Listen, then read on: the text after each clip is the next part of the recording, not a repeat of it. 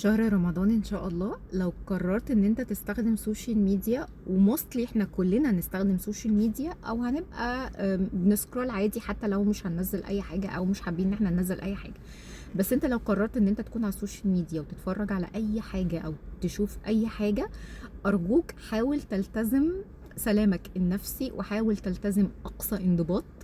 وما تضيعش الشهر الكريم على اي حاجة ملهاش لازمة.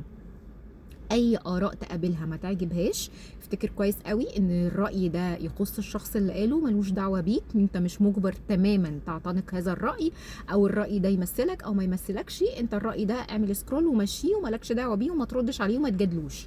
دي نمره واحد. نمره اتنين، لو انت بتتابع حد معين وبتحبه وبتثق فيه وبتاخد منه معلومات، وخصوصا لو كانت معلومات دينيه، ارجوك ما تاخدش المعلومه امر مسلم بيه.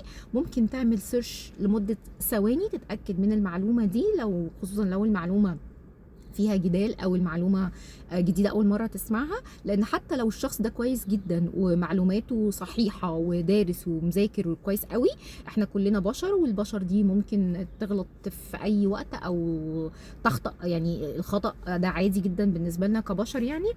بس ولو حتى لو مش معلومات دينيه، اي معلومه اي معلومه اي معلومه، اي حد انت بتحبه على السوشيال ميديا ومتابعه، ارجوك حاول بس ما تدخلش في لوب انك انت تمشي ورا اراء مش بتاعتك، مالكش دعوه بيها، وما تاخدش معلومات قد تكون مغلوطه وتعتنقها.